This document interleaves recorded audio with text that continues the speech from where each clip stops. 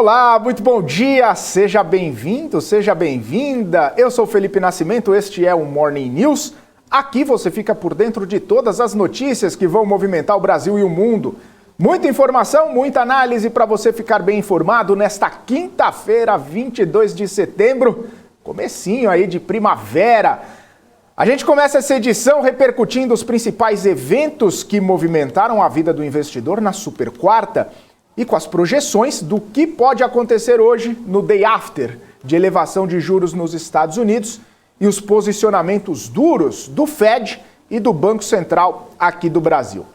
Nos Estados Unidos, o Fed decidiu elevar o juro em 0,75 ponto percentual, isso pela terceira vez consecutiva, um dos maiores apertos monetários já visto na história recente do país. O motivo? A inflação, que não dá trégua. E o Banco Central americano deixando claro que vai combater com todos os instrumentos que tem. Logo que saiu a decisão, a reação do mercado foi imediata. O S&P caiu forte, como a gente pode ver aqui neste gráfico. Olha só a movimentação. O S&P, que estava totalmente lateralizado aqui desde a abertura do pregão, saiu a decisão do Fed, caiu aqui, olha só, estava 3.890 pontos mais ou menos, caiu para quase 3.810. Depois, teve uma pequena correção, uma leve volta para os patamares anteriores e depois caiu novamente. A gente viu aqui no gráfico, olha só o tombo que o S&P caiu. Depois, o mercado foi digerindo um pouco o comunicado, também a fala de Jerome Powell e caiu novamente, como a gente vê aqui no gráfico. O presidente do Fed foi bastante hawkish no discurso, hawkish dizendo um tom duro, um tom contundente. Jerome Powell começou falando que a opinião não tinha mudado desde Jackson Hole, naquele simpósio onde ele deu sinais mais fortes de que a contração seria muito mais profunda do que o imaginado. Powell diz que as pessoas estão sofrendo com a inflação nos Estados Unidos e que queria que houvesse alguma forma indolor de superá-la, mas que nesse momento não existe nenhuma forma que não cause dor para superar a inflação. Por isso, vai ter que ser mais agressivo até concluir a tarefa de trazer a inflação de volta para a meta de 2%. Depois do respiro, com essa fala de Powell, os mercados voltaram a cair forte nos Estados Unidos. Os analistas viram um discurso bastante agressivo e colocam na conta uma recessão nos Estados Unidos. Com juros mais altos, desemprego crescendo, economia desacelerando, o país pode ficar até um pouco mais de tempo sem crescimento. Além disso, os analistas viram nos gráficos do Fed a sinalização de que as taxas terminais de juros podem chegar a 4,6%. Até antes da divulgação da política monetária lá do Fed, esse gráfico estava mostrando ali entre 4, 4,25 a taxa terminal, até chegando 4,3%. E chegou a 4,6% de juro terminal. Isso mostra que o juro não poderia cair por lá nos Estados Unidos até pelo menos 2024. Em outras palavras, o aperto monetário não chegou nem perto do fim e as consequências podem durar mais do que o esperado. Aqui no Brasil, o reflexo de toda essa situação envolvendo o Federal Reserve também foi imediato. No gráfico aqui, eu coloco o gráfico de 5 minutos do Ibovespa, a gente pode ver o movimento do mercado bem parecido com o que aconteceu lá nos Estados Unidos. A Bolsa estava tentando se manter aqui nesse patamar superior a 112 mil pontos durante a manhã, mas depois que saíram as informações do Fed, o mercado caiu bastante aqui e fechou em baixa de 0,52% no pregão de ontem. Mas o que eu quero chamar a atenção é que nesse gráfico aqui de 5 minutos, olha só, estava lateralizado também, assim como lá no S&P, caiu, a bolsa caiu quase 1% aqui, em 15 minutos praticamente.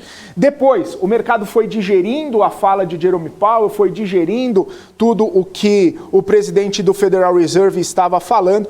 né, e também o comunicado do Fed, a Bolsa chegou até tocar aqui os 113 mil pontos na máxima intradiária, depois novamente o mercado deu uma desanimada, deu uma caída, né? E aí a gente viu, obviamente, toda essa movimentação. Vou colocar aqui o gráfico diário para a gente ver, claro, essa queda.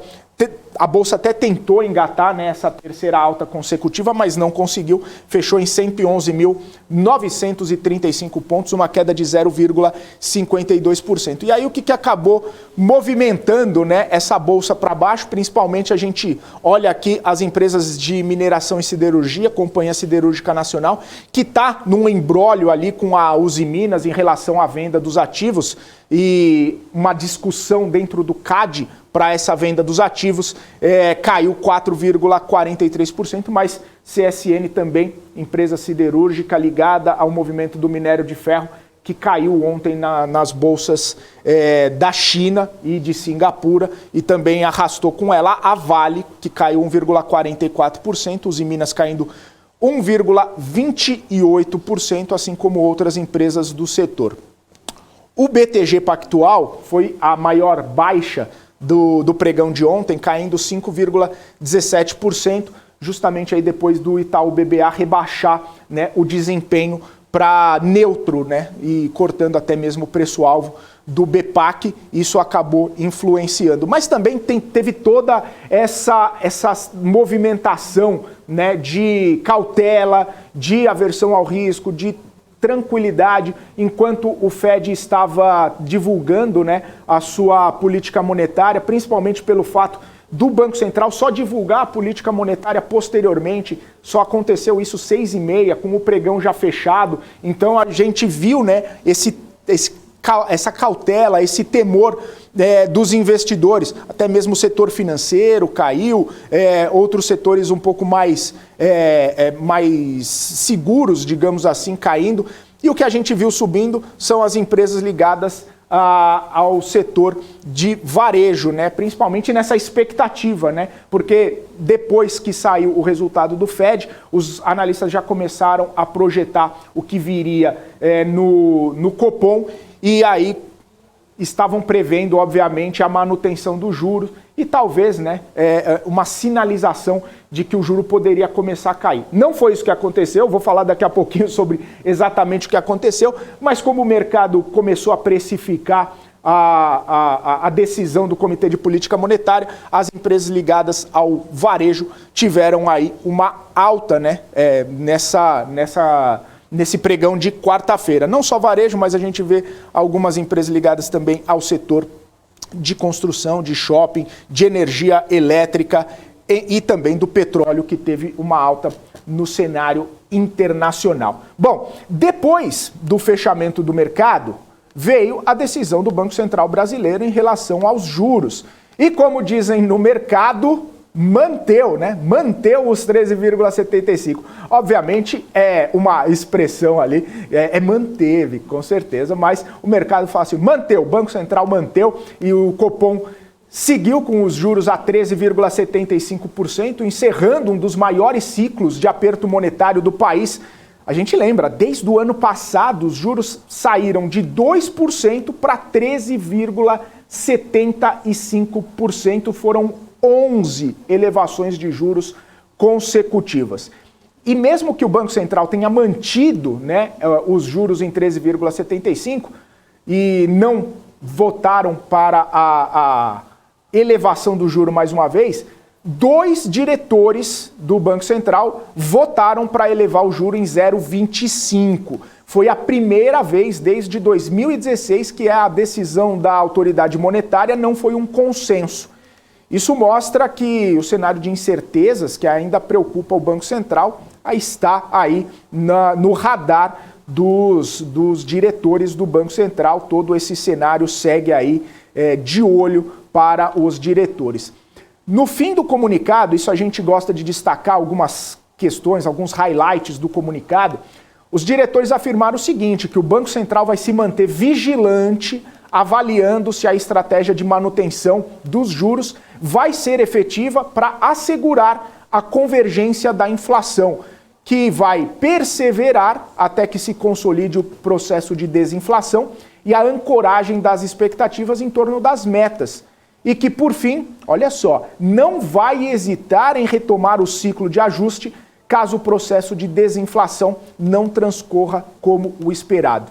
Em outras palavras, decisão de manter os juros no mesmo patamar não significa que os juros vão começar a cair em breve e não necessariamente que eles não vão voltar a subir. Eles podem até subir mais se o cenário não melhorar, se a inflação não convergir para a meta do Banco Central. Por isso, as apostas dos analistas para o início de redução de juros já começaram a se deslocar. Anteriormente, os analistas estavam prevendo ou estavam projetando a queda do juro para o primeiro semestre e agora eles veem aí o começo, né, dessa queda de juros no segundo semestre agora de 2023. E aí, como a gente tem visto no Boletim Focus, como a gente tem visto nas últimas projeções do mercado, no fechamento de 2023, a Selic vai estar por volta ali de 11%, 11,25%, uma queda ali entre 2,75%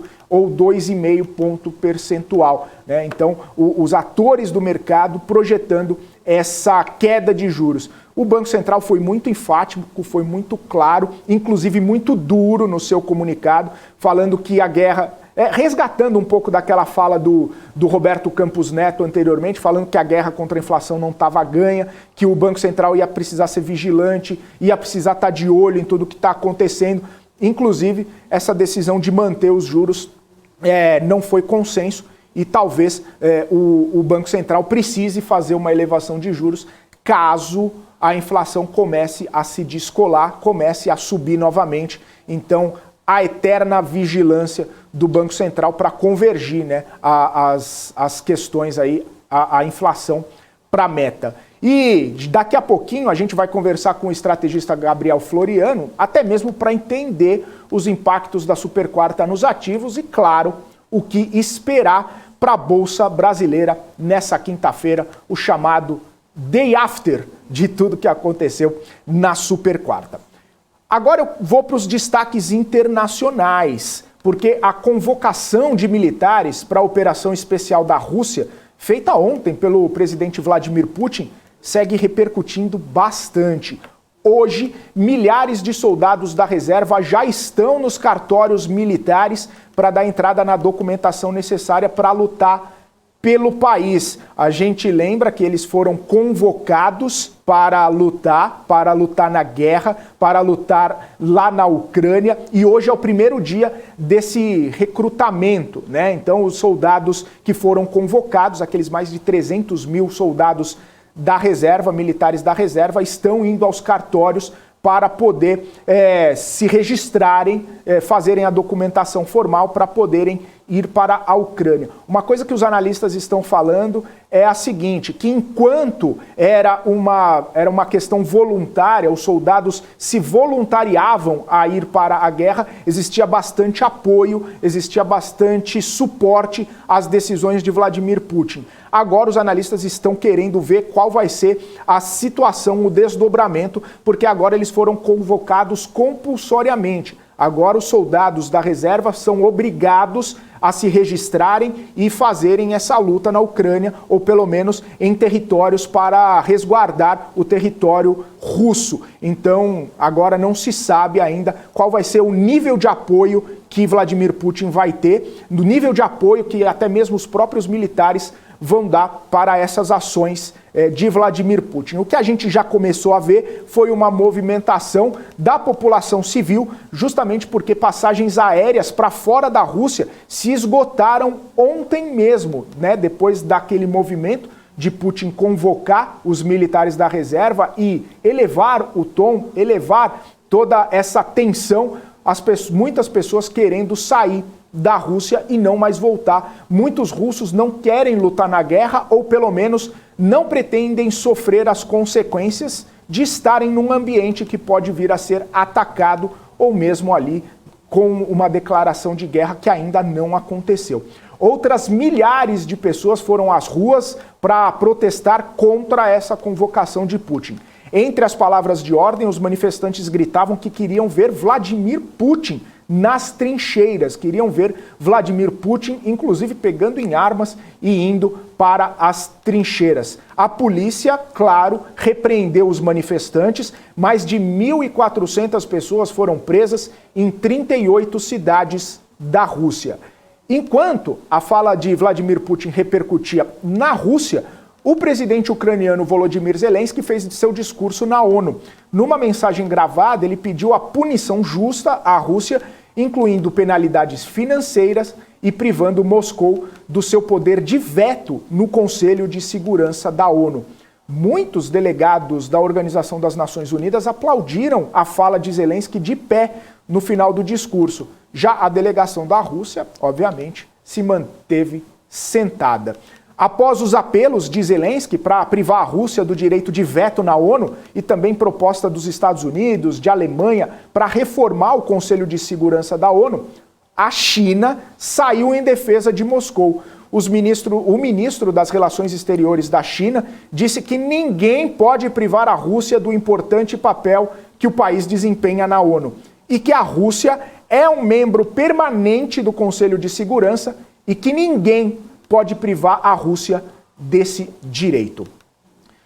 Ainda nesse sentido, ainda na questão Rússia e Ucrânia, o governo da Rússia libertou alguns dos comandantes do regimento de Azov da Ucrânia. Eles foram feitos prisioneiros depois do fim do cerco a Mariupol. No total, 215 prisioneiros de guerra da Ucrânia foram trocados por 55 prisioneiros russos.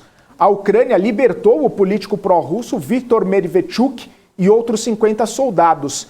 Inclusive, dizem que esse apoiador de Vladimir Putin, Medvedchuk, ele foi trocado por 200 soldados ucranianos. Um apoiador de Putin por 200 soldados ucranianos. Essa foi a maior troca de prisioneiro entre os países desde o começo da guerra em fevereiro. Essa troca de prisioneiros foi mediada pela Turquia e nessas imagens que estamos vendo aí, esse que está falando é o comandante do regimento de Azov. Ele foi a público aí, foi entrevistado, agradecendo bastante ao presidente Volodymyr Zelensky pelos esforços para libertá-lo e também libertar os demais prisioneiros que foram feitos reféns de guerra, prisioneiros de guerra, né? Então aí alguns dos libertados, alguns dos prisioneiros que estavam em poder da Rússia foram trocados por prisioneiros também russos. Essa é a maior troca de prisioneiros desde o começo da guerra. São 8 horas e 54 minutos, você está acompanhando a gente aqui, direto no canal do YouTube, no portal e também no Profit da Nelogica. Você já segue a gente em todos os nossos canais de comunicação? Então vou te convidar a entrar na nossa lista de transmissão do Telegram. Lá você encontra muita notícia, muita informação em tempo real para ficar muito bem informado com tudo que acontece no mercado financeiro. São mais de 4.500 pessoas que já recebem as notícias direto no Telegram, no celular ou no computador. Então se junte a elas, se junte a nós, que eu também estou lá no canal do Telegram e receba as notícias exclusivas da BMC News. Aponte a câmera do seu celular para o QR Code que está na sua tela e se inscreva no nosso Telegram. Ou então, vai no aplicativo, procura BMC News, faça a sua inscrição, muita notícia, muita informação e o mais importante, é totalmente de graça. Bom, a gente vai agora para um rápido intervalo. Na volta a gente já conversa com o Gabriel Floriano para entender a movimentação do mercado e o que vai acontecer hoje no Day After da Super Quarta. Fica com a gente, é rapidinho depois do intervalo.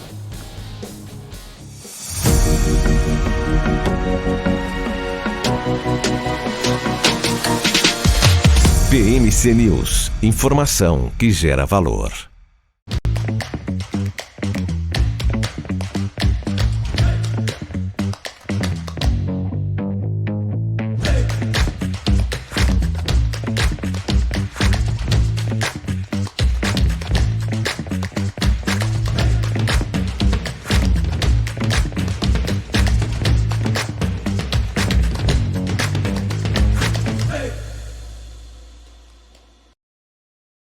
As empresas que fazem parte do seu dia a dia estão em uma das maiores bolsas do mundo, a Nasdaq. E a boa notícia é que você pode investir nessas empresas diretamente pela Avenue, sua corretora nos Estados Unidos. Com os dados das ações dos Estados Unidos fornecidos pela Nasdaq em tempo real, o cliente Avenue pode acessar diretamente as maiores bolsas do mercado americano.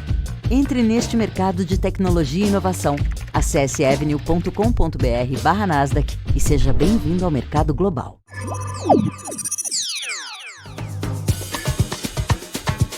Já imaginou ter acesso 24 horas, de domingo a sexta, aos principais mercados globais? Para você poder negociar com a segurança e com a qualidade de um broker internacional com mais de 20 anos de expertise?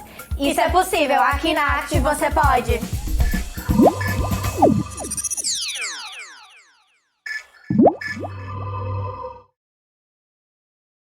Você está cansado da mesmice? Negociando em plataformas com ferramentas desatualizadas? Falta variedade e funcionalidade? Aproveite nossa grande seleção de ferramentas de trade. Baixas taxas de negociação, suporte em português 24 horas por dia, com mais de 200 criptomoedas disponíveis para trade e a facilidade de depósitos com Pix. Aproveite o futuro agora. Bybit. Abra sua conta hoje mesmo. Bybit.com. Bem-vindo de volta, estamos ao vivo aqui no Morning News trazendo os principais destaques, os principais assuntos que vão movimentar essa quinta-feira para você fazer ótimos negócios ao longo do dia. São 8 horas e 57 minutos. Chamar aqui o Gabriel Floriano, estrategista da Levante Corp, já está aqui conosco para esse bate-papo. Gabriel, seja muito bem-vindo aqui ao Morning News, um prazer recebê-lo aqui. Bom dia. Bom dia, eu agradeço a oportunidade de poder falar aqui com vocês, bater um papo sobre a Super Quarta. Pois é, Gabriel, todo mundo esperando a Super Quarta, esperando os pronunciamentos, né, de Jerome Powell e depois o comunicado. O que a gente viu é que os bancos centrais estão adotando uma postura muito hawkish, né, muito dura, querendo combater a inflação que está crescente, principalmente em vários lugares do globo. E aí, né, logo depois do Fed, a gente viu aquela movimentação de baixa nas bolsas internacionais, principalmente lá nos Estados Unidos. Aqui no Brasil a gente viu isso também. Eu queria uma análise sua sobre essas movimentações, né, principalmente uma queda bastante acentuada logo depois do comunicado, um respiro ali, enquanto o Powell falava, depois caiu novamente, né, as bolsas caíram novamente. Os investidores, operadores do mercado vão buscando detalhes ali para entender o contexto, entender a situação, o cenário, para ver o que fazer daqui para frente. Queria que você fizesse uma análise dessas movimentações, por gentileza. Os dois comunicados foram hawkish em alguma medida e trouxeram pouca novidade. Tá? Eu acho que a maior novidade em relação ao Fed, se trata do tom mais enfático sobre o compromisso de fato, entregar a meta no próximo ano. Tanto é verdade que quando a gente compara os dois comunicados, o referente a julho e esse, pouca ou nenhuma alteração foi feita, de modo mais fundamental. Gabriel, aqui no Brasil... Tá, fica à vontade. Era isso que eu ia falar, aqui no Brasil... Aqui no Brasil estava largamente também precificado a interrupção do ciclo de alta, mas eu diria que a grande novidade é a manutenção da porta aberta para, caso haja a desancoragem da expectativa daqui em diante, o comitê fazer um ajuste adicional ou retomar seu ciclo de alta. Vale notar que pela primeira vez desde o Ilan, né, a gente pôde observar votos dissonantes no comitê. Parece que eles abandonaram esse instrumento de consenso que foi inaugurado pelo Ilan. Isso é particularmente relevante porque no último ano, por exemplo, pode ter acontecido muita coisa na política econômica brasileira, menos consenso. No entanto, o comitê preferia comunicar de modo coeso a decisão. Então é interessante porque a gente consegue olhar de modo mais suave movimentações na percepção da autoridade monetária sobre o que ela entende ser adequada, conforme um diretor ou outro com determinado perfil, ou outro vota em separado. Tá? Vale dizer que lá nos Estados Unidos, os diretores eles são consideravelmente mais vocais, de modo que a gente consegue traçar um perfil mais hawkish ou mais dovish de cada qual, e aqui eles guardam um tom mais institucional, que pode agora começar a ser melhor diagnosticado com esses dissensos anunciados no comunicado.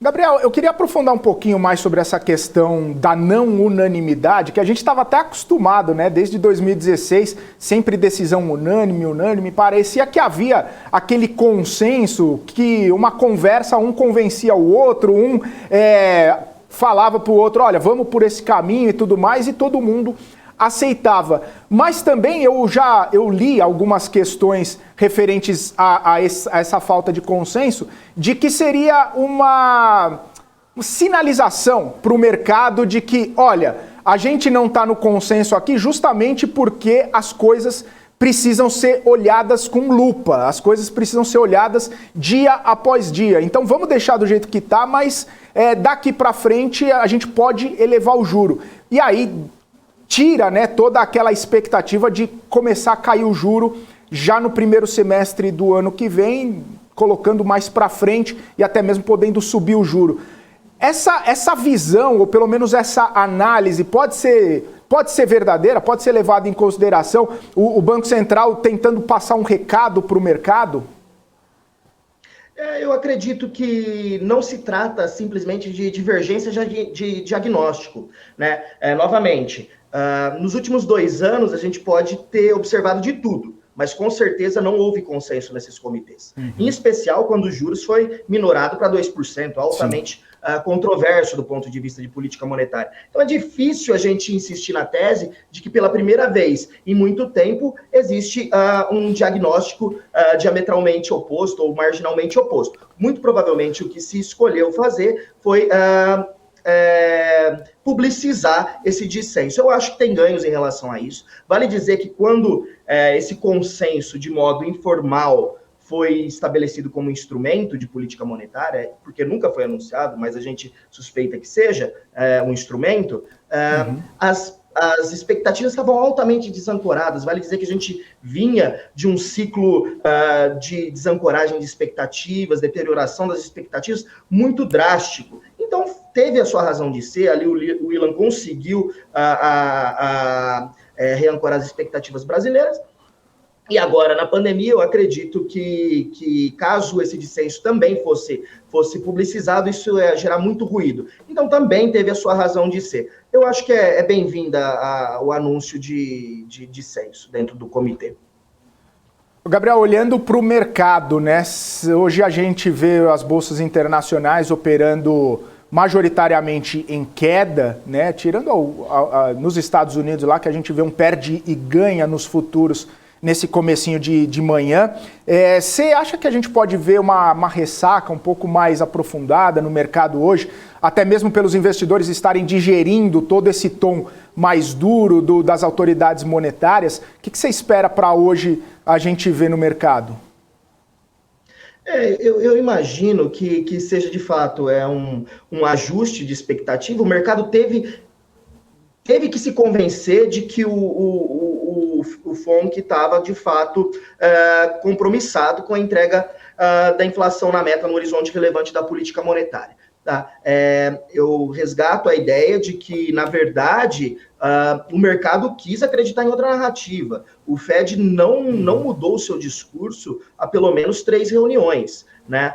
Se a gente acredita que ele vai ter condições de entregar ou não, é outra questão. Mas, a rigor, ele só manteve o tom mais enfático e se comprometeu novamente a entregar. Né? Isso acaba penalizando os ativos. A grande novidade ela chega já com cara de velha, porque, na verdade, a grande novidade do comunicado foram os DOT. Só que os DOTs de setembro, naturalmente, eles abriram, né? Eles preveem uma taxa consideravelmente mais alta, tanto para esse ano quanto para o ano que vem. Então, ele prevê uma taxa de 4,4 para esse ano, mais ou menos, e 4,6 para o ano que vem. Tá? Mas isso já estava incorporado no último comunicado de julho. tanto isso quanto o quantitative tightening, né, que ele continua dando seguimento, prevê o enxugamento aí de 95 bilhões líquidos mês, sendo 35 de títulos hipotecários e 60 de treasuries. Tá?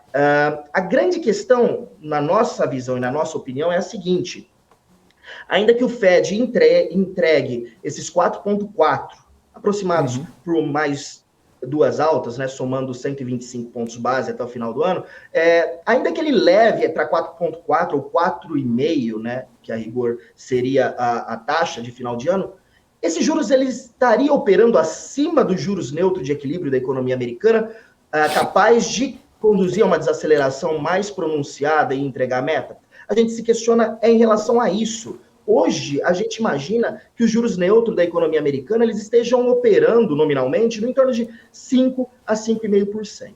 Então, o que a gente acha que deverá acontecer com os preços macroeconômicos da economia vai ser uma queda, aí, uma desaceleração por gravidade quase mecânica da inflação de 8,3% para algo próximo a 4 a 3,5%.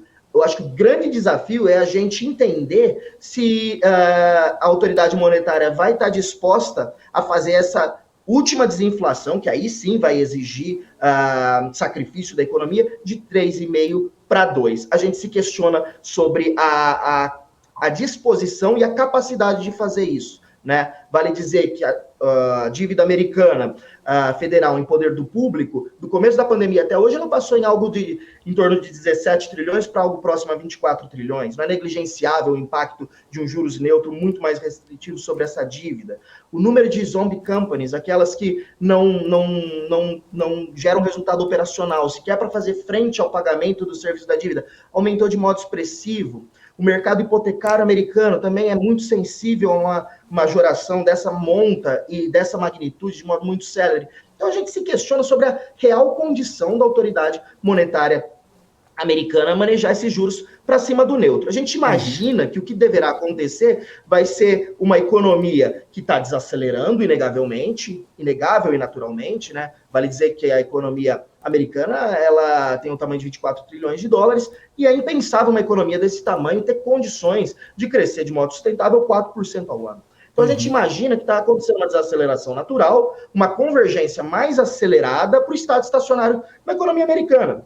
E é natural isso. A gente se questiona sobre esse fim de ciclo terminar no formato de uma recessão, tá? A economia americana segue pujante, os níveis de consumo estão bastante elevados, agora vendo uma natural, enfatizo uma natural, migração do consumo de bens duráveis para serviços na abertura pós-pandêmica, tá? Vale dizer que um colchão bastante generoso e considerável poderia conferir um pouso suave à economia americana. Tem um acúmulo de mais de 2 trilhões de dólares na economia americana do começo da pandemia até agora, acima da tendência pré-pandêmica. Então a gente acha que quando a gente observa uma série de fatores, a gente conseguiria, de fato, desinflacionar a economia americana aí de 8,6 para algo próximo a 4, tolerar uma inflação um pouco maior, né?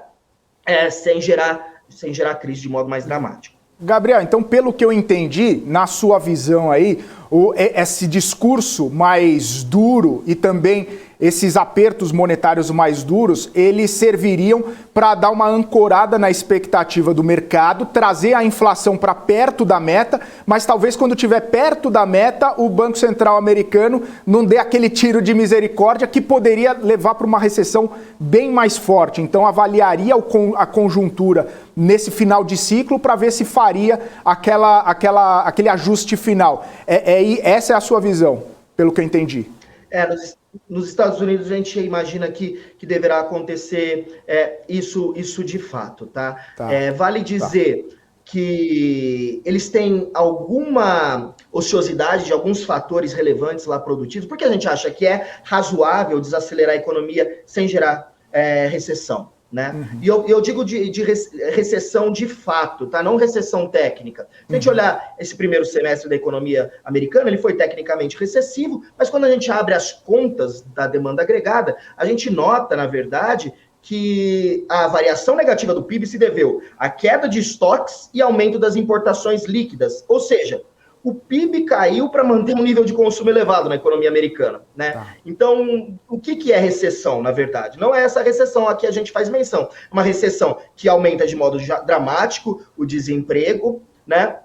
Gerando uma desaceleração brutal. Qual é o fator que está com considerável ociosidade na economia americana? Paradoxalmente, é justamente o emprego. Apesar de a gente estar operando a uma taxa historicamente baixa de desemprego na economia americana, a participação na economia americana, ela continua operando muito aquém da tendência pré-pandêmica. Ou seja, aquelas pessoas que estão dispostas a ofertar sua mão de obra no mercado de trabalho. Por que isso aconteceu? As pessoas simplesmente deixaram de procurar emprego porque receberam cheques, o nível de poupança subiu drasticamente, houve um efeito riqueza considerável derivado do avanço dos preços dos ativos financeiros e das próprias casas. As pessoas se sentiram mais ricas, elas saíram do mercado de trabalho. Agora, como a inflação está comendo a renda disponível das pessoas, os juros também se tornam um pouco mais proibitivo. A gente está tendo... Agora, ao contrário, um efeito riqueza negativo em razão de depreciação dos preços dos ativos, a gente imagina que essa população que tinha se ausentado da força de trabalho vai voltar a ofertar sua mão de obra, fazendo com que, eventualmente, os salários desacelerem, né? Então, o que a gente poderia observar?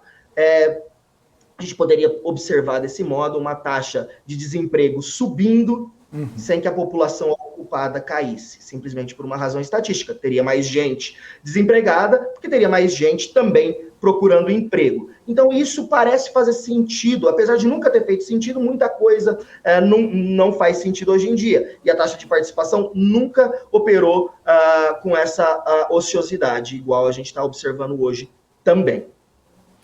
Gabriel, voltando um pouco para o Brasil aqui, apesar da perspectiva da Selic alta por mais tempo, que acaba impactando diretamente lá no custo de capital das empresas, né? A gente sabe que nos modelos ali de valuation isso impacta bastante, e também com a perspectiva dessa Selic mais alta trazer atratividade para a renda fixa.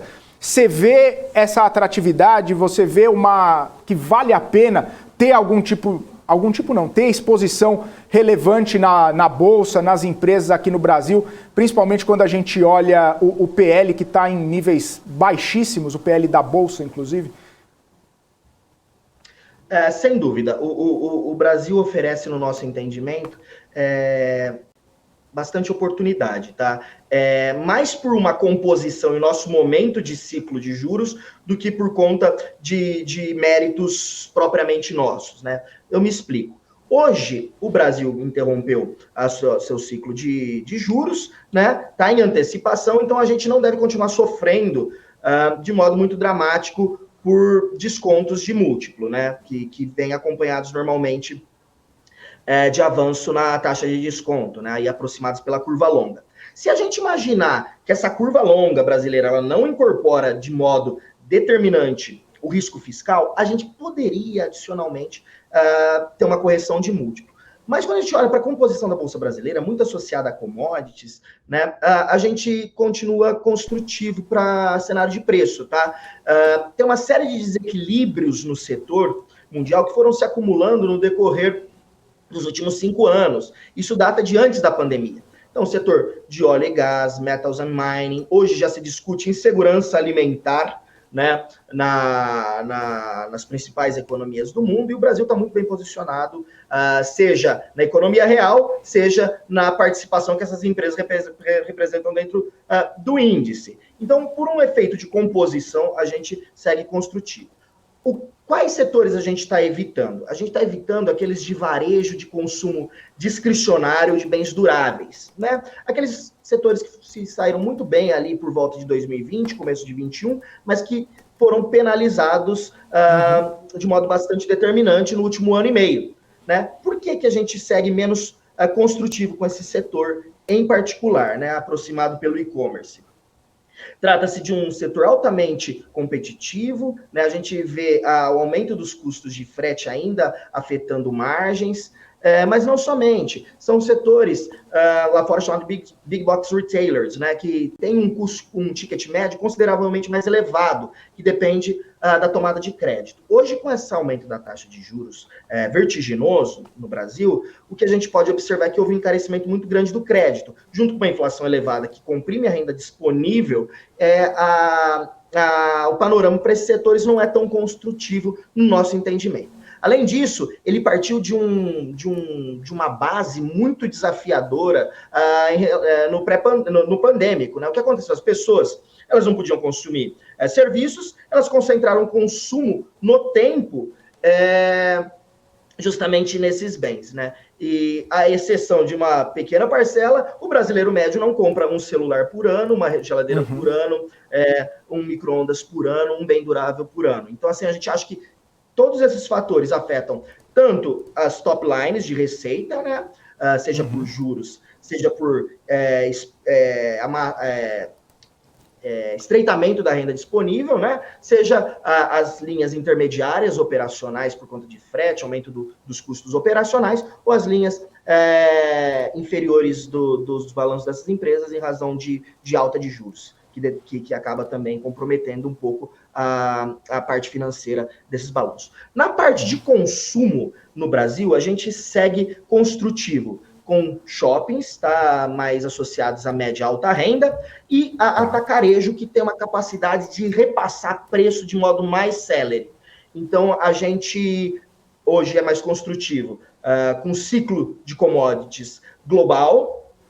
E na economia doméstica, a gente tem mantido exposição no varejo de vestuário e shoppings. Tá?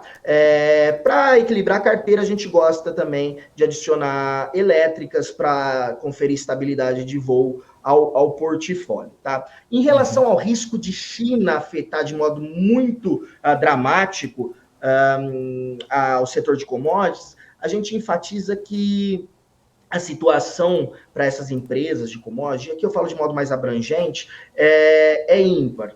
Não se trata de uma replicação de outros ciclos. A condição dessas empresas é muito particular, né? Então, elas estão muito melhor capitalizadas do que em outros momentos, elas desalavancaram de modo bastante sustentável e não têm previsões de gasto em CAPEX muito vultosos. Então, elas estão em uma condição diferente também.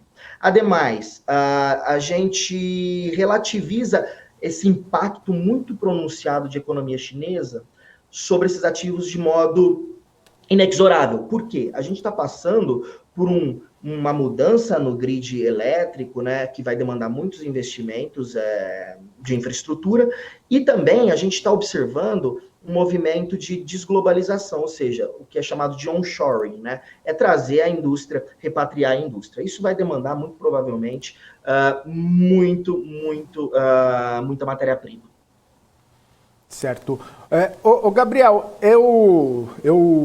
a gente, não pode deixar de falar do que está acontecendo na Europa, né? Também com essa situação de inflação, a guerra também que está se avizinhando lá e escalando a tensão. Você deixou muito claro, né, que consumo aqui no Brasil, que o cenário doméstico do Brasil está bastante interessante, que também tem preferência por algumas questões aí de commodities por conta de cenário internacional, que pode trazer algum benefício para a carteira.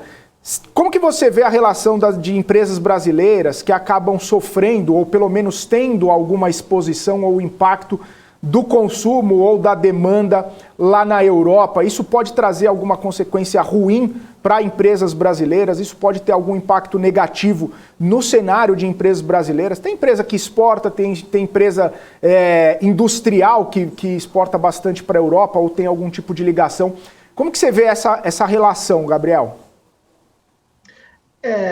A gente acha que a Europa ela está flertando inegavelmente com um cenário de estagflação. Muito dificilmente ela vai conseguir surpreender positivamente nesse aspecto, mas hoje a gente acha que do ponto de vista de preço de ativo e oportunidades, a gente está mais exposto a Estados Unidos em fluxo e China em termos de economia real, né, balanço de pagamentos, exportações, do que a Europa propriamente dita. Tá? Europa, do ponto de vista de commodities, ela representaria inclusive oportunidades para o Brasil. Tá? A despeito da gente ter observado algumas empresas relevantes do setor de celulose, por exemplo, sofrerem no passado recente e virem sofrendo em alguma medida,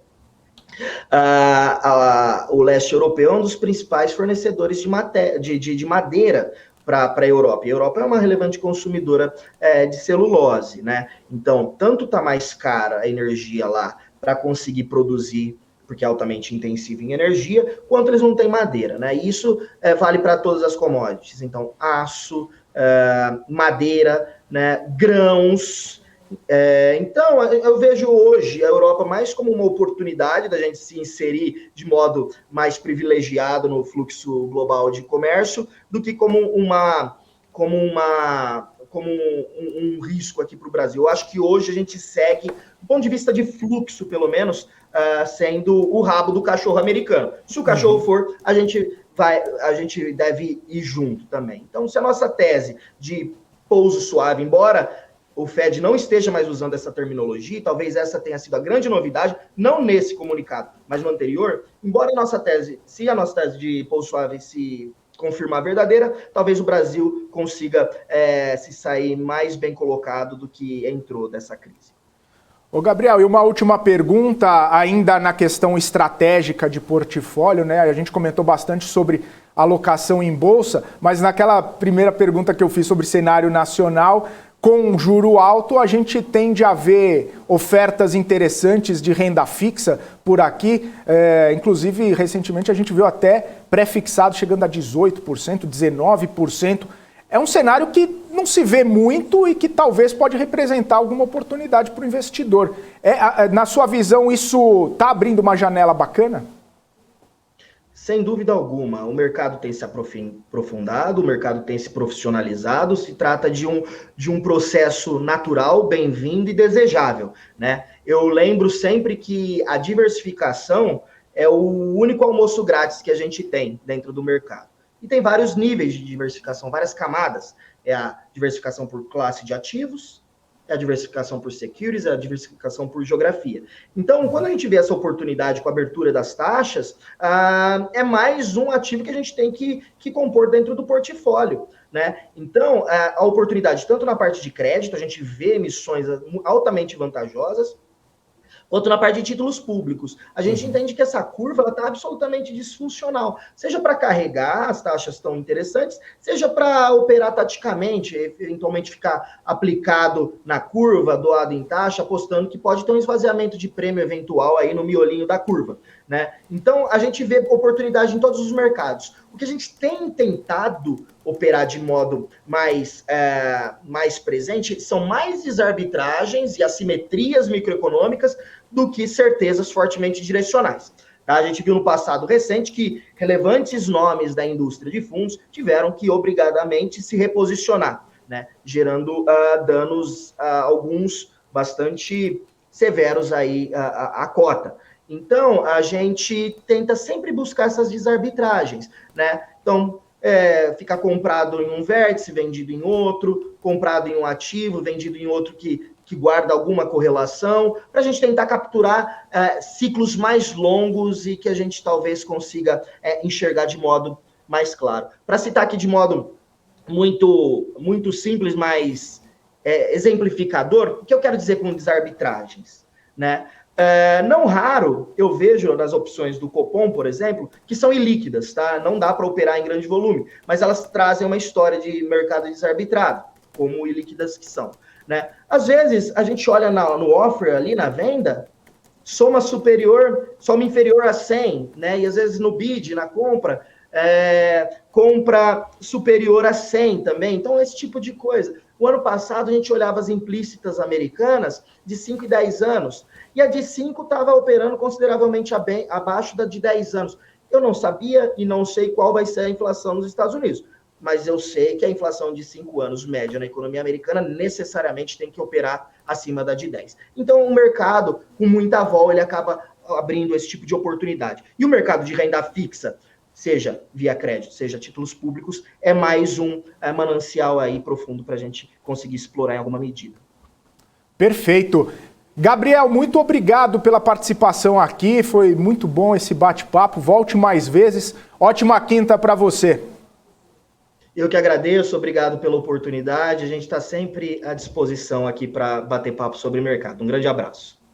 Abraço, falamos aqui com Gabriel Floriano, estrategista da Levante Corp, um bate-papo sobre esse day after, né? Depois da super quarta, depois dos analistas todos ficarem de olho na fala de Jerome Powell, no comunicado do Banco Central aqui no Brasil, nessa movimentação de juros e, claro, falando aí que pegaram pesado, deram um tom hawkish nos comunicados e que talvez isso pode influenciar as movimentações nos mercados nesta quinta-feira. São 9 horas e 26 minutos, eu vou para um rápido intervalo, na volta a gente vai com as notícias direto de Brasília, fique aqui com a gente.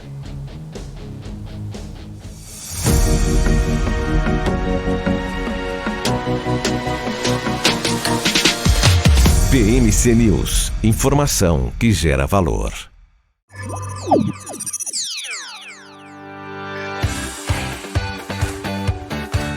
Aqui você pode negociar índices como DAX, Nasdaq e S&P 500 e commodities como soja, cobre, petróleo e café. Além de ações e ADRs das maiores empresas do mundo, como a BMW, Google, Apple, Netflix e Disney.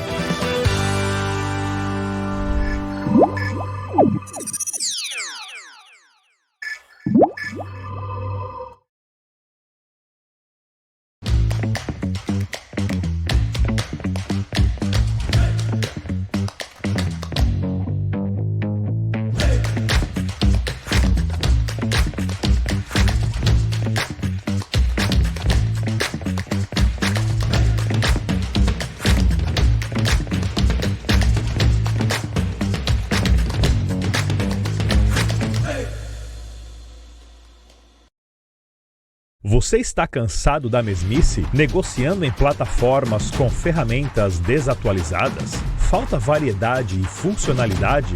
Aproveite nossa grande seleção de ferramentas de trade. Baixas taxas de negociação, suporte em português 24 horas por dia, com mais de 200 criptomoedas disponíveis para trade e a facilidade de depósitos com Pix. Aproveite o futuro agora. Bybit. Abra sua conta hoje mesmo. Bybit.com. As empresas que fazem parte do seu dia a dia estão em uma das maiores bolsas do mundo, a Nasdaq.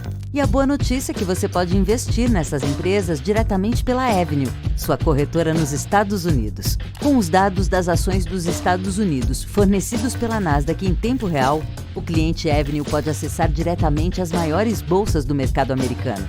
Entre neste mercado de tecnologia e inovação. Acesse avenue.com.br/Nasdaq e seja bem-vindo ao mercado global. Bem-vindo de volta, Morning News aqui ao vivo, 9 horas e 29 minutos, principais destaques, as principais notícias dessa quinta-feira para você fazer ótimos negócios ao longo do seu dia. Vamos então a Brasília conversar com a Kelly Ecali com as informações direto da capital federal. Faltam 10 dias para as eleições e os 4 principais candidatos à presidência seguem com a agenda de campanha. Kelly Ecali, bom dia, bem-vinda aqui ao Morning News. Quais os destaques, onde estarão Lula, Bolsonaro, Simone Tebet e Ciro Gomes? Oi, Fê, bom dia a você e a todo mundo que está com a gente aqui no Morning, tá? Perdão. O Ciro inicia a agenda logo mais às 10 horas aqui em Brasília, né, quando ele tem um encontro aí com embaixadores da União Europeia, né, o Ciro que segue há 10 dias das eleições, provavelmente primeiro turno, né, nessa agenda aí muito específica com setores e com representantes, né. A mesma coisa, basicamente, também a Simone Tebet, que vai estar, no caso, no Rio de Janeiro, tá, ela vai fazer uma visita à Fiocruz, na verdade, a fábrica da Fiocruz, né, a Biomanguinhos, tá, lá no Rio de Janeiro, né, e depois ela vai conceder uma entrevista à Rádio Saara às 16 horas, e aí na sequência faz caminhada no Saara, que é um bairro tradicional ali do Rio de Janeiro, né? Em São Paulo estará o ex-presidente Lula, né? Ele tem uma reunião ali com representantes de idosos, né? Associação de idosos, enfim, para discutir as suas propostas voltadas para esse público, tá? Já o presidente Jair Bolsonaro, ele vai mesclar aí duas agendas, uma agenda de campanha e uma agenda oficial, né? Ele que retornou dos Estados Unidos ontem, né? Reassumiu, então, a cadeira presidencial que esteve interinamente com Rodrigo Pacheco, presidente do Congresso Nacional, tá?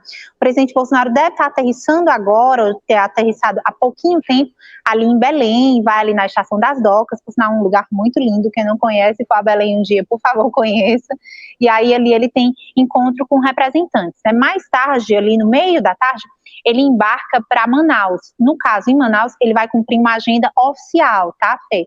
Então, esses são os compromissos dos 4 mais bem pontuados candidatos à presidência da República, segundo as pesquisas eleitorais ali registradas na Justiça Eleitoral, tá? Volto com você aí no estúdio.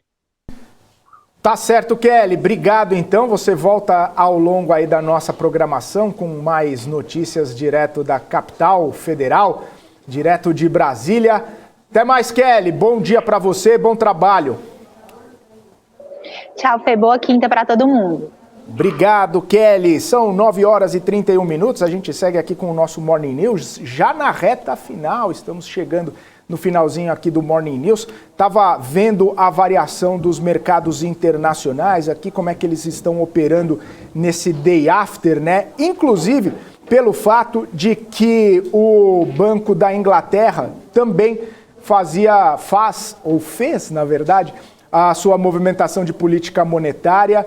Muitos analistas ali estavam dizendo que o Banco da Inglaterra deveria elevar um pouco mais fortemente os seus juros, principalmente para tentar conter toda essa pressão inflacionária que tem acontecido no país, mas o Banco da Inglaterra elevou o juro em 0,5 ponto percentual, elevando o seu juro em 0,5 ponto percentual para tentar ali conter todo o impacto da inflação que tem se visto lá na região, né, lá na Europa. Mas, né, teve dirigente do Banco da Inglaterra que queria uma elevação de 0,75, teve dirigente que queria menos, né, 0,25, mas o consenso ali, tinha gente até que queria 1 ponto percentual, mas o consenso ali deu conta de 0,5 ponto percentual na elevação da taxa de juros. E aí, é nesse sentido que a gente vê aqui a movimentação do mercado. As bolsas europeias seguem operando no patamar negativo nessa quinta-feira. DAX na Alemanha cai 0,7%, CAC na França 0,79%, FTSE no Reino Unido cai 0,3%. Só lembrando que essa reunião do Banco da Inglaterra, que aconteceu hoje, deveria ter acontecido dias atrás, mas com toda aquela situação que aconteceu com a Rainha Elizabeth II, com a morte da Rainha Elizabeth II e também com o funeral da Rainha, o Banco Central acabou não se reunindo, não fazendo essa reunião em respeito e em memória à Rainha Elizabeth II. Agora, olhando para as bolsas americanas, os futuros americanos estão operando num perde-ganha nessa quinta-feira que eu vou te contar, viu? Até pouco tempo atrás todas as bolsas estavam caindo, depois subiram e agora cai de novo e agora aparentemente tá misto.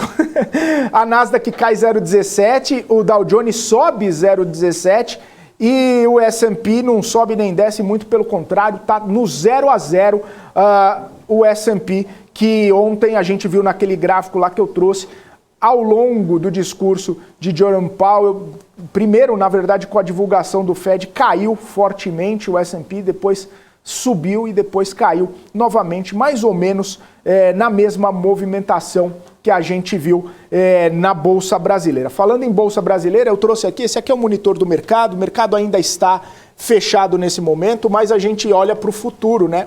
O índice futuro aqui do Brasil, nesse momento subindo, olha só, subindo 1% praticamente, chegando aqui aos 113.750. A gente estava conversando com o Gabriel agora há pouco sobre se os mercados sofreriam algum tipo de ressaca por conta das comunicações mais duras dos bancos centrais. do Banco Central americano e também do Banco Central aqui do Brasil, aparentemente o índice futuro está tendo aí um desempenho um pouco melhor do que os futuros americanos e melhor até mesmo do que o que a gente tem visto na Europa.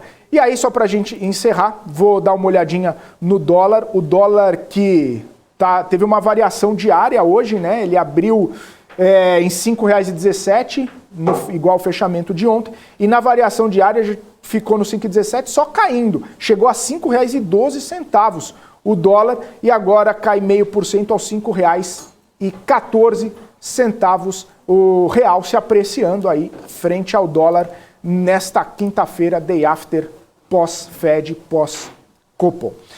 9h36, eu vou ficando por aqui. Obrigado pela sua audiência, obrigado pela sua companhia nessa manhã de quinta-feira e, claro, a gente vai estender as conversas, vai estender as análises desse Day After com os nossos convidados ao longo da nossa programação. Você fica agora com BMC News, Paula Moraes chegando com todo o time aqui para conversar, para falarmos sobre esse dia depois de Fed e de Copom. Eu volto amanhã, a partir das 8h30 da manhã, logo depois da primeira hora do agro, com a Lede Lara. Então, ótima quinta-feira, bom dia para vocês, bons negócios, até amanhã, tchau, tchau.